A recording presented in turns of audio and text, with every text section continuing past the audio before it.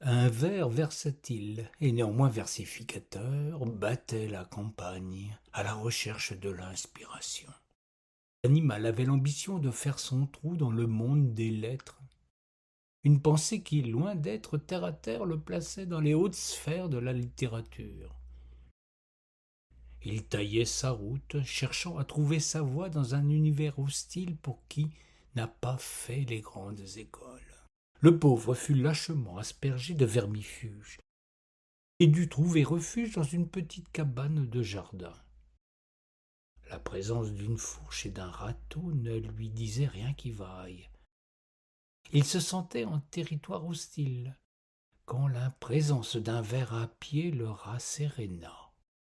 Le ver se dit in petto qu'il était là en pays de connaissance, et qu'il pourrait même saisir cette occasion pour écrire quelques vers.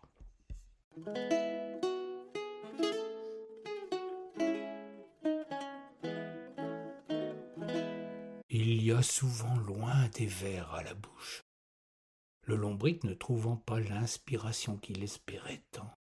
Il eut beau se dodeliner en tous les sens, les mots se refusaient à lui. L'homophonie n'était sans doute pas poussée à son paroxysme. Il explora plus avant ce local à la recherche de son Graal. En dépit de la rareté de la chose, il finit par dénicher dans un recoin de ce curieux Capharnaüm. Un ver à pied était posé là, cul par-dessus tête, à l'envers si vous préférez, laissant deviner la curieuse gravure qui le décorait. C'était, d'après notre lombric qui avait quelques connaissances zoologiques, un perroquet de la plus belle espèce.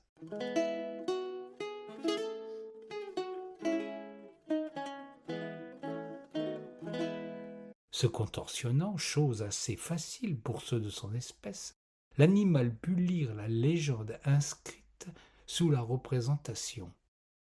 Vert, le perroquet de Nevers.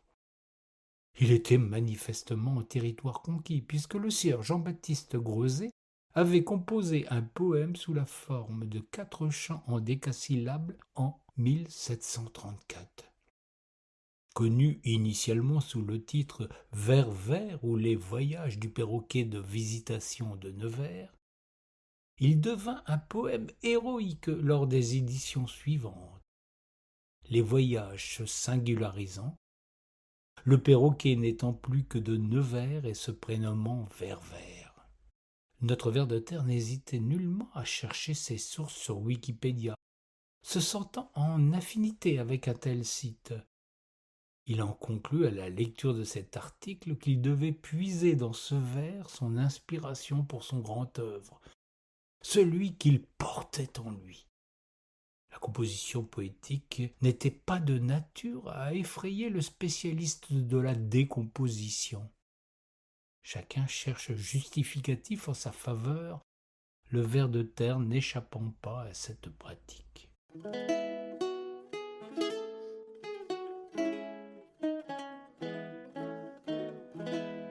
Il allait se mettre au travail, s'étant promis, pour faire mieux que Greuset, de préférer l'alexandrin au décasyllabe. L'ambition joue parfois des tours pendables quand on dispose d'un ego surdimensionné. Le malheureux se prit non pas le pied dans un tapis, mais plus exactement dans un soulier de verre. Le contact de cette délicate fourrure le mit en émoi. Le ver se prit de pitié pour le pauvre écureuil qui avait bien malgré lui offert sa fourrure pour cette chaussure. L'animal fut pris soudain d'un désir de vengeance. Il banda toutes ses forces pour faire basculer le ver dans le vide. La chute ne se termina pas comme il l'espérait.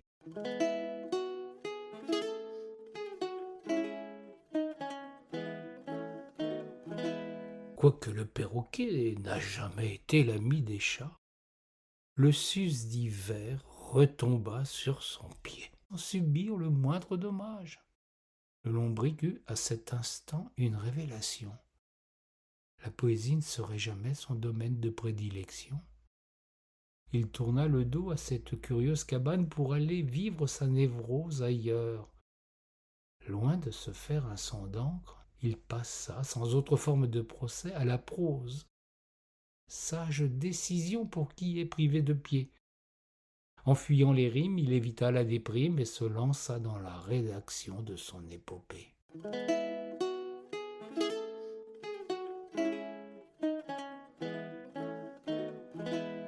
Il y avait là matière à raconter une histoire.